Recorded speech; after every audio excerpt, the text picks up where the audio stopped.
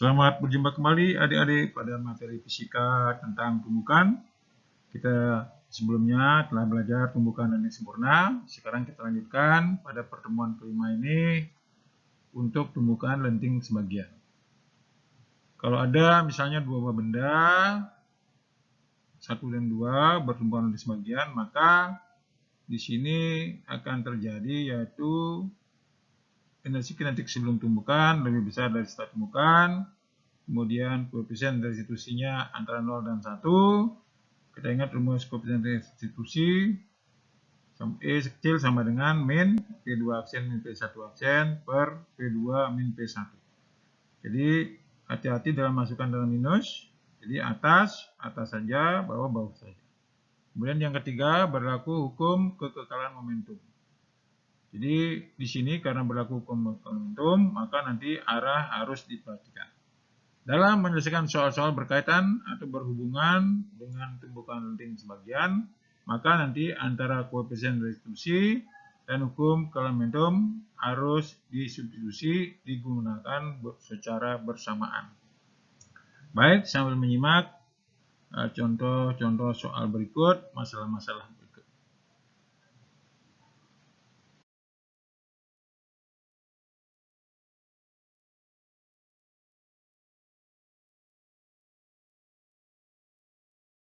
Sekarang kita ingin mencoba mencari besar koefisien restitusi dari teknik benda jatuh bebas. Umpamanya tinggi benda dijatuhkan adalah H1 dan benda memantul setinggi H2 dari lantai. Dengan menggunakan persamaan jatuh bebas, maka di sini P1-nya adalah akar 2GH1, sedangkan P1 aksennya adalah min akar 2GH2. Maka diperoleh nilai E sesuai dengan yang saya definisikan di depan tadi, bahwa koefisien restitusi itu adalah perbandingan kecepatan relatif setelah tumbukan dengan sebelum tumbukan. Sehingga diperoleh bahwa nilai koefisien restitusi sama dengan akar H2 per H1. Di mana H1 itu adalah tinggi benda saat dijatuhkan. Sedangkan H2 tinggi benda saat memantul kembali. Sama-sama satuannya meter. Sehingga nanti kalau pantulan berikutnya bisa dicari. Kalau nanti pantulan ketiga, keempat, dan seterusnya bisa dicari.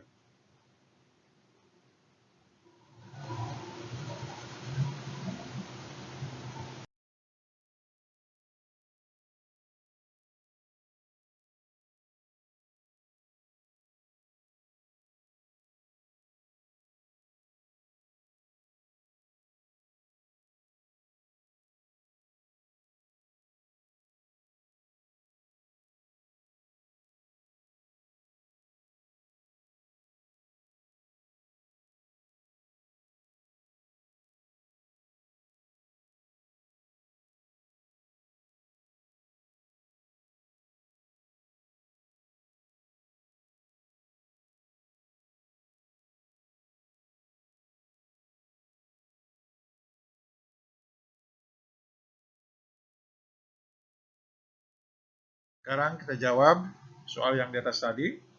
Diketahui MA 2 kg, MB 3 kg, PA-nya 4 meter per sekon, PB-nya 2 meter per sekon, karena dia searah. PB aksennya 3 meter per sekon. Ditanyakan kecepatan benda setelah tumbukan berapa, koefisien restitusinya berapa. Nah, perlu dipahami bahwa di setiap tumbukan berlaku hukum kekekalan momentum. Sehingga dalam tumbukan ini juga berlaku hukum kekekalan momentum. MAPA ditambah MBPB sama dengan MAPA aksen ditambah MBVB aksen. Di 2 kali 4 ditambah 3 kali 2, karena dia di sini arah sehingga PB-nya positif, sama dengan 2 VA aksen ditambah 3 kali 3, karena jadi dia bergerak ke kanan. Jadi 2 kali 4, 8, 3 kali 2, 6, jadi 8 tambah 6, 14, 2 V aksen ditambah 9. Jadi 14 kurang 9, 5. Sehingga P aksen sama dengan 5/2 sama dengan 2,5 meter per sekon. P aksen bertanda positif, berarti benda A juga bergerak ke arah kanan. Koefisien restitusinya, jadi E sama dengan perbandingan kecepatan relatif benda setelah tumbukan dengan sebelum tumbukan. Jadi min 2,5 min 3/4 min 2.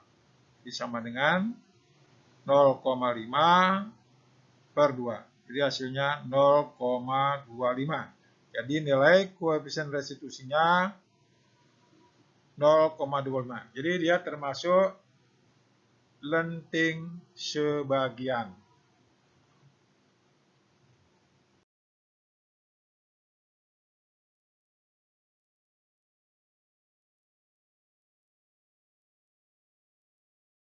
Selanjutnya kita bahas untuk tumbukan tak lenting sama sekali dalam satu dimensi. Bisa diperhatikan gambar sebelum tumbukan, dua benda M1 dan M2, kecepatannya M1 dan P2.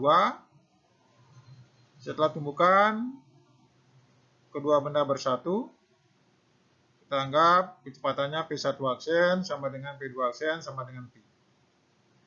Bila setelah tumbukan kedua benda ini bersatu, maka dikatakan tumbukan ini tidak lenting sama sekali. Nah, ciri-ciri daripada tumbukan tak lenting sama sekali, yang pertama, koefisien restitusi E sama dengan 0. Yang kedua, kecepatan akhir sama, dua benda menyatu, P1 aksen sama dengan P2 aksen sama dengan P aksen. Kemudian yang ketiga, terjadi perubahan energi kinetik. Jadi di sini EK sebelum tumbukan lebih besar daripada setelah tumbukan. Sehingga nanti kalau ditanyakan perubahan energi kinetik, kalian harus cari dulu energi kinetik setelah tumbukan. Nah, nanti cari selisihnya. Itulah perubahan energi kinetiknya. Tetapi ingat bahwa di setiap tumbukan berlaku hukum kekekalan momentum. Berarti di tumbukan tak lenting sama sekali juga berlaku hukum kekekalan momentum.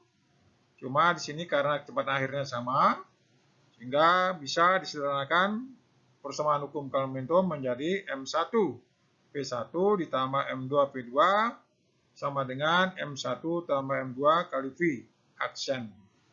Nah, P aksen di sini adalah kecepatan akhir benda 1 dan benda 2. Nah, di sini dalam tumbukan lenting sama sekali juga nanti perlu diperhatikan arah. Apakah benda 1 dan benda 2 itu searah atau saling mendekati. Sehingga nanti tandanya akan berubah. Saya ulangi dalam hal ini bahwa di setiap tumbukan berlaku hukum kekekalan momentum.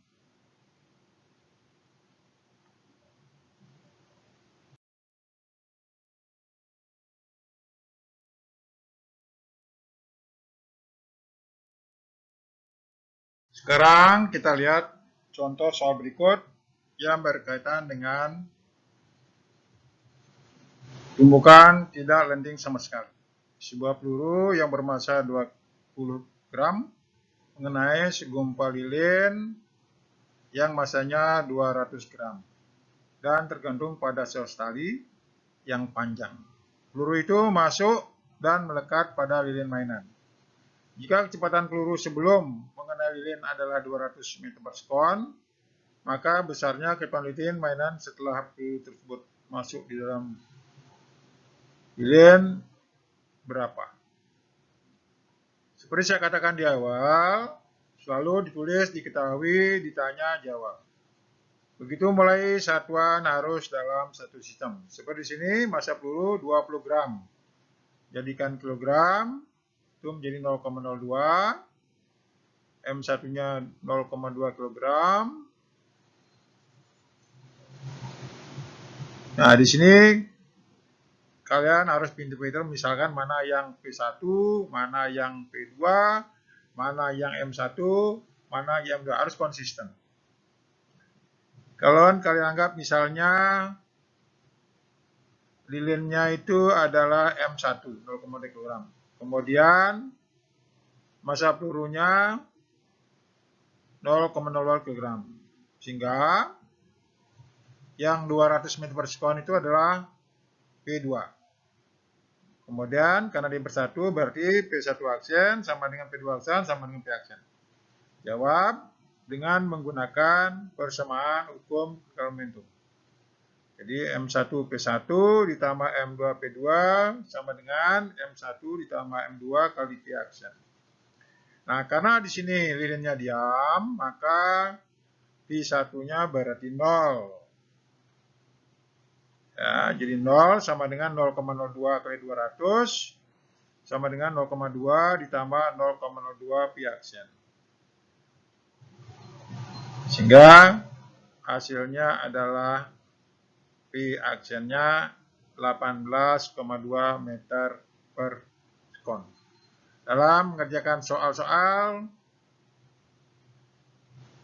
hukum kekal momentum seperti sekarang di awal, perlu diperhatikan arah dan keadaan akhir kedua benda. Apakah mula-mula bersatu atau tidak. Pada pokok bahasan ini dapat kita simpulkan bahwa pada pokok bahasan ini kita telah membahas momentum, P sama dengan massa kali kecepatan, kemudian impuls, gaya kali lamanya gaya bekerja, kemudian impuls tadi sama dengan perubahan momentum, kemudian hukum kekal momentum, momentum sebelum tumbukan dan sesudah tumbukan besarnya tetap. Dari sini kemudian kita kembangkan belajar mengenai tumbukan. Ada tumbukan lenting sempurna, ada tumbukan tidak lenting sempurna. Nah, pada tumbukan tidak lenting sempurna ada tumbukan lenting sebagian dan tumbukan tidak lenting sama sekali. Nah, pada tumbukan lenting sempurna itu cirinya koefisien restitusinya sama dengan 1. Energi kinetik sebelum dan sesudah tumbukan besarnya sama. Kemudian di sini juga berlaku hukum kekekalan momentum. Pada tumbukan lenting sebagian itu koefisien restitusinya antara 0 dan 1. Jadi terjadi perubahan energi kinetik sebelum tumbukan lebih besar daripada setelah tumbukan. Di sini juga berlaku hukum kekekalan momentum. Dalam soal-soal tumbukan lenting sebagian maupun yang sempurna, antara koefisien restitusi dan hukum kekekalan momentum harus disubstitusi dalam hal mendapatkan kecepatan akhir serta bila ditanyakan berapa perubahan energi kinetik sebelum dan sesudah tumbukan. Nah, pada tumbukan tidak lenting sama sekali, kedua benda setelah tumbukan bersatu, sehingga cirinya yang pertama koefisien restitusinya 0. Terjadi perubahan energi kinetik. Setelah tumbukan kedua benda bersatu, juga berlaku hukum kekekalan momentum. Cuma di sini kecepatan akhirnya sama. Mas, pesan saya bahwa di dalam mempelajari hukum kekekalan momentum dan penerapannya ditemukan, nanti arah diperhatikan, serta keadaan awal dan akhir benda juga diperhatikan. Semoga bermanfaat. Terima kasih.